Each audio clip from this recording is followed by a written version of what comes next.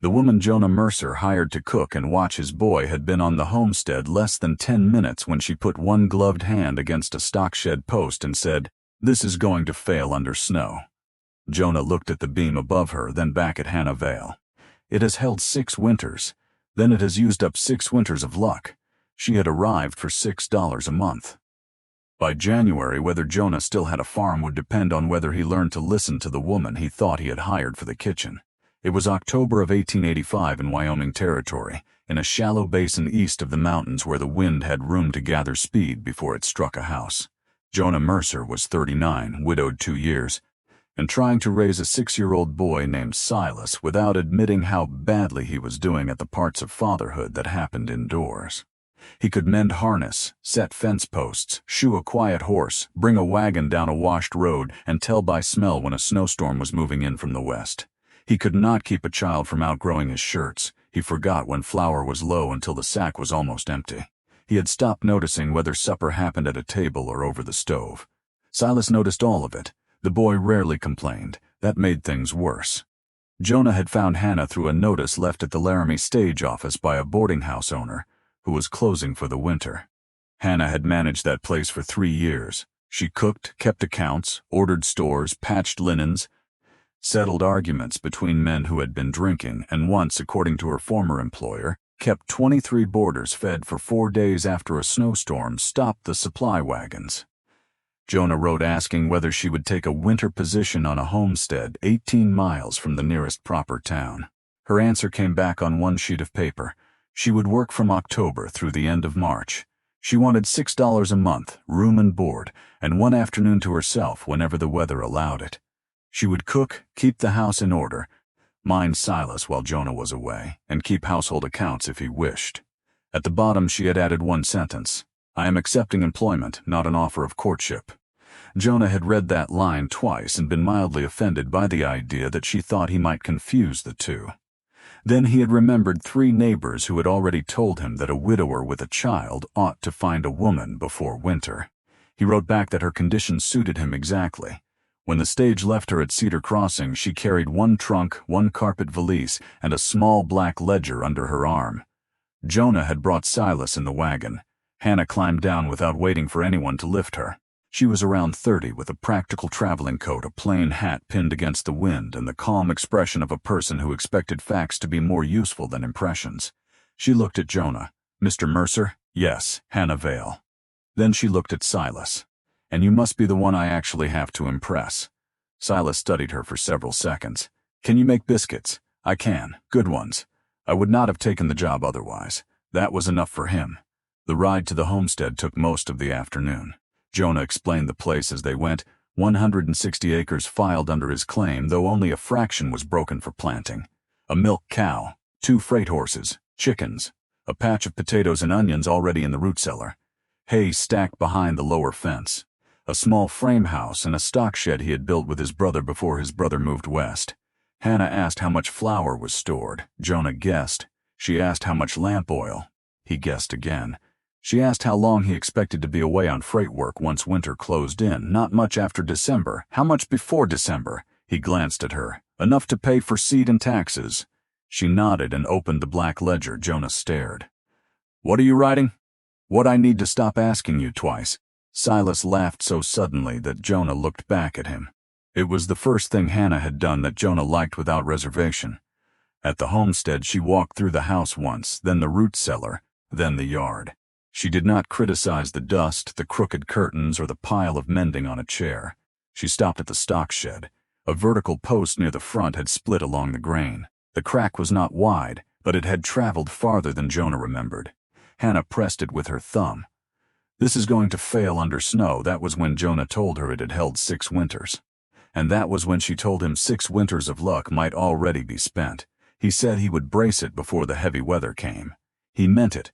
But meaning a thing and doing it before the weather arrives are not the same skill. The first month passed quietly. Hannah did not transform the house through magic. She transformed it through attention. She counted what was there. 2 sacks of flour, not 3. Less lamp oil than Jonah believed. Plenty of beans. Enough salt.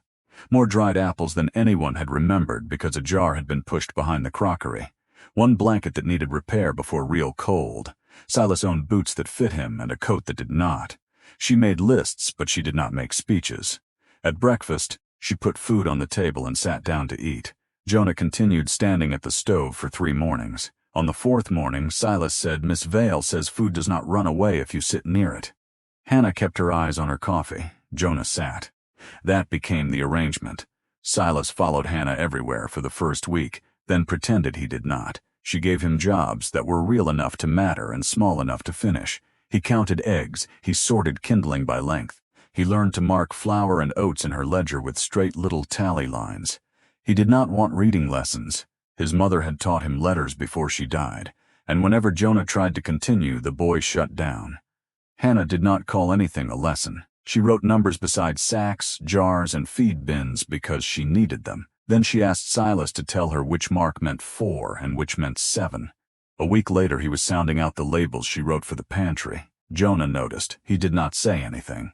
Hannah noticed that too. She kept a separate page in the ledger for winter preparation. Wood, feed, oil, flour, salt, medicine, candles, spare leather, nails, and one line that read, "Brace stock shed." The line stayed open. Jonah always had a reason. One day the freight wagon needed a wheel repaired. Another day he had to bring the last hay down from the upper field. Then a neighbor needed help pulling a lame heifer from a muddy ditch. Then the weather cleared so warm that winter seemed to have stepped backward. Hannah did not nag him. She asked once more, "Do you have timber for that brace?" "Yes." "Where?" "Behind the shed." She walked around and found 2 lengths of pine under a tarp. "Good," she said. He almost laughed. "What is good about timber behind a shed?" "It means the problem has not yet become an excuse." That evening, after Silas was asleep, Jonah asked her why roofs interested her so much. "They do not. You have mentioned that 3 times. Hannah folded a dish towel. "The boarding house where I worked had a kitchen addition with a shallow roof. First winter I was there, wet snow came after a freeze. The owner said the roof had held for years." Jonah looked at her. "What happened?" "It came down over the pantry at 2 in the morning. Anyone hurt?" "No, we were lucky." She set the towel away. "I dislike paying twice for lessons already purchased." Jonah understood that sentence better than he wanted to. He had paid for several lessons after his wife died and still refused to learn some of them. By the middle of November, the household no longer felt like a man, a child, and an employee sharing rooms. It felt organized around shared work. Hannah never touched the things that had belonged to Jonah's wife unless she had a reason. She never tried to make Silas call her anything but Miss Vale. She never asked Jonah to talk about grief as though grief were a door that could be opened on command.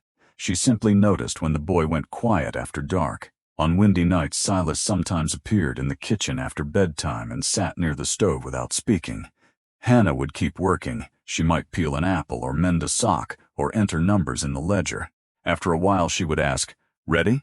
Sometimes he was. Sometimes he needed another 5 minutes. She gave him the 5 minutes. Jonah had spent 2 years trying to make the boy stronger. Hannah seemed to understand that strength sometimes began with being allowed to be afraid without having the fear turned into a problem. That changed something in Jonah, not all at once, but enough that he started telling Hannah where he would be before he left the yard. Enough that he brought her the receipts from his freight work without being asked. Enough that when she said they needed 1 more sack of flour before December, he bought it instead of the new plow handle he had planned to buy. The stock shed brace still did not get built. Then, on the first Monday of December, a message came from Cedar Crossing. A storekeeper Jonah hauled for had a load of lamp oil, mail, and machine parts waiting at the rail depot. If Jonah moved it before the next storm, he would be paid enough to cover most of his spring seed. If he did not, the work would go to another freighter. The sky that morning was clear. The barometer at the store had been falling, according to the messenger, but Jonah trusted the western horizon more than a glass tube owned by a man who sold canned peaches. Hannah looked at the ledger. "You said you would be gone 2 nights. 3 if the road slows me." She looked toward the stock shed. Jonah knew what she was thinking. "I will brace it when I get back." Hannah closed the ledger. "All right." He almost wished she would argue. Instead, she packed him biscuits, dried meat, and coffee. She checked the extra blanket in the wagon. She made him take a second pair of socks. At dawn, he left with the lighter team and an empty freight wagon. Silas stood on the porch beside Hannah until the wagon disappeared. By noon, the wind changed. By sunset, the mountains were gone behind cloud. The snow began after dark. Not soft snow, dry, hard snow that moved sideways and found every gap around a door. Hannah fed the stove, checked the cow, checked the remaining horse, and brought extra water into the house before the pump handle froze solid. Silas tried to be brave until the wind made something strike the north wall. He flinched. Hannah said, "Boots on." He stared at her. "Why?" "Because if I need you to move, I do not want to wait while you find them." That was the whole explanation. He put on his boots. The first night passed without damage. The second day was worse. Snow piled against the stock shed from the north, then curled over the roof. Hannah took a broom and cleared what she could from the lower edge, but the wind filled it again faster than she could work. Near afternoon, she heard a sound that did not belong to wind, a short wooden crack, then another. She went inside the shed with the lantern held low. The split post Jonah had promised to brace had opened nearly the width of her thumb. The roof beam above it had begun to bow. The milk cow shifted uneasily. Jonah's remaining freight horse pulled at the halter. Hannah stood still for several seconds. There was timber behind the shed. There were also only 2 useful hands in the yard, and one of them belonged to a woman who could not safely lift a roof, while a 6-year-old boy held a lantern in a blizzard. She could try to save the building, or she could save what was under it. That was not the same decision. She went back to the house. "Silas, I need you to do exactly what I say." His face changed. "Is Papa in trouble?" "I do not know where your father is. I know what is here." She put him near the kitchen window with the lantern and told him to keep watching the yard. Then she took the grain pan, a length of rope, Jonah's hatchet, and went back into the storm. The regular gate to the sheltered corral had drifted shut under packed snow. Hannah tried the latch once, then understood she could spend an hour digging it free while the roof settled lower behind her. So she did something Jonah would never have done unless he had no other choice. She cut his fence. The hatchet bit through the first rail, then the second. She kicked the loosened pieces apart until there was a gap wide enough for the horse. The cow came first, following the grain pan through snow that reached Hannah's knees in the deepest drift. The horse resisted, then lunged when the shed groaned behind him. Hannah nearly lost the rope. She wrapped it once around the fence post and let the wood take the pull instead of her arms. The horse stopped fighting long enough for her to lead him into the lee of the sawed windbreak near the house. She tied him short, brought the cow beside him, and dragged hay across the yard in a sheet of canvas.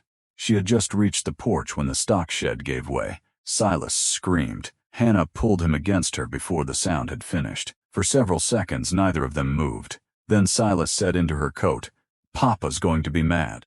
Hannah looked through the blowing snow at the broken fence, the fallen roof, and the 2 living animals behind the windbreak. "He may be," she said, "but he will have to be mad at us after he gets home." The storm held for another day. Hannah rationed the firewood because the main stack was nearly buried. She melted snow for wash water and kept the indoor water for drinking. She fed the animals small, regular amounts so they would not waste hay. She slept in her clothes. Silas marked each feeding in the black ledger because Hannah needed him busy and because counting made the hours smaller. Late on the 3rd afternoon, the wind fell. The silence frightened Silas more than the storm had. Then a shape appeared on the southern track. A horse. A man walking beside it, Jonah. He had left the freight wagon at a ranch 6 miles away after a drift buried the road. One team horse had strained a shoulder. Jonah had walked the last miles because he could not stand the thought of waiting another night without knowing what had happened at home. He reached the yard exhausted, ice in his beard, one glove torn, and stopped when he saw the stock shed. For a moment his face was unreadable. Then he saw the cut fence, then the cow, then his horse alive. Hannah came off the porch. "I cut 2 rails and lost most of the shed roof," she said before he could speak. "The post opened. I could not brace it safely." Jonah kept looking at the animals. "How long before it fell?" "Less than half an hour after I moved them." He closed his eyes. When he opened them, Silas was standing behind Hannah in his boots. Jonah walked to the boy first. He put both hands on Silas's shoulders, then pulled him close. After a while, he looked at Hannah. "You spent the fence to save the team?" "Yes." He nodded once. That was the right trade. Hannah's shoulders dropped a fraction. It was the first time Jonah realized she had been waiting for his judgment. Not because she needed permission after the fact. Because she cared what happened to this place. The storm did not leave them with a miracle. The shed was still broken. Several rails were gone. Some hay had spoiled where the roof edge fell into it. Jonah's freight payment went partly to lumber, nails, and extra feed instead of spring seed. His injured team horse needed rest, which meant less hauling for the rest of the winter. They were not better off because of the storm. They were simply still capable of becoming better off because Hannah had protected the things they could not easily replace. That distinction mattered. Jonah built the new brace before he rebuilt anything else. He did not do it alone. He set the timber. Hannah held the line and checked the angle. Silas carried nails in a tin cup and announced the count every time Jonah used one. When the new post was fixed, Hannah opened the black ledger and crossed out the old line, brace stock shed. Jonah watched her draw the mark. Anything else in there I have been avoiding? She turned a page. How much time do you have? He laughed. It surprised all three of them. After that, Jonah stopped calling the household account your book. He called it the ledger. He told Hannah what he earned before she asked. He asked what they could afford before buying. When she thought feed should be moved closer to the house before another storm, they moved it together. The change was practical before it was romantic. That was why it lasted. Silas changed too. By January he could write his own name without copying it. By February he was reading short labels and signs aloud whenever he found them, though he still claimed he was not taking lessons. On nights when the wind rose, he sometimes came to the kitchen. Now Jonah was often there too. They would sit with Hannah near the stove. Nobody tried to hurry the boy back to bed. Then, when he was ready, he went. The winter contract was supposed to end on the last day of March. In the second week of that month, a letter arrived for Hannah. A hotel in Laramie needed a manager for its kitchen and rooms. The pay was nearly twice what Jonah could offer. The owner had heard of her through the old boarding house. Hannah read the letter at the table after supper. Jonah saw the amount. He did not ask her to stay. For 2 days he said almost nothing about it. He told himself that was decency. On the third day, Silas asked whether Miss Vale would take the black ledger with her. Jonah said, "It belongs to her." Silas frowned. "But it has our winter in it." That sentence followed Jonah outside. He heard it while he split wood. He heard it while he checked the repaired shed. He heard it when he looked at the new brace and remembered the crack Hannah had seen on her first afternoon. His mistake had not been failing to notice that Hannah was useful. Any fool could notice usefulness after a roof collapsed. His mistake had been thinking a person could share responsibility for a life without eventually having some claim on the life itself. That evening he found Hannah in the shed, checking the cow before dark. He did not bring flowers. There were none. He did not bring a ring. He had not planned far enough ahead for one. He brought the black ledger. Hannah looked at it in his hand. "You have started carrying that without being told. I am improving slowly." He accepted that. Then he held the ledger out to her. "Your wages are paid through March." Her expression changed. "I know. I am not asking you to give them back. That is promising." He took a breath. "I am asking whether you would stay after March for a different reason." She did not rescue him from the sentence, so Jonah finished it himself. "I want you to marry me." Hannah looked toward the repaired post, then back at him. Jonah continued before courage became delay. "Not because I need a cook, not because Silas needs minding. I can hire work. What I cannot hire by the month is someone whose judgment I trust when I am not here." Hannah was silent. He swallowed. "And I miss you before you have even gone." That was the truest thing he had said, so he stopped there. Hannah looked down at the ledger. "If I say yes, I will still tell you when a roof needs bracing. I would be disappointed if you did not. If I say we cannot afford something, you do not get to become the lord of 160 acres. I have never successfully been lord of anything. That is also promising." Then she took the ledger from his hands. "Yes, Jonah." He let out a breath that seemed to have been waiting since October. Silas learned the news when they came back to the house. He considered it with the seriousness of a child who had survived enough uncertainty to distrust easy happiness. Then he asked one question. "Does Miss Vale still get paid for March?" Hannah said, "Every dollar." Jonah said, "Apparently." Silas nodded. "Good." They married in Cedar Crossing after the spring roads cleared. There was no great feast. Jonah bought coffee he could not quite justify. A neighbor brought a pie, and Silas wore a shirt Hannah had altered twice because he had grown again. The farm did not become easy. That summer was dry. One freight job fell through. The milk cow went lame for a week. They postponed buying the plow handle again. But the place no longer depended on one tired man pretending he could notice everything. On the first cold evening of the next autumn, Jonah came in from the yard and found Hannah at the kitchen table with the black ledger open. Silas sat beside her, adding a column of figures with painful concentration. Jonah hung his coat by the door. Hannah did not look up. Did you check the new brace? I did. Jonah crossed the room, set a dry pine wedge on the table, and smiled. It will hold.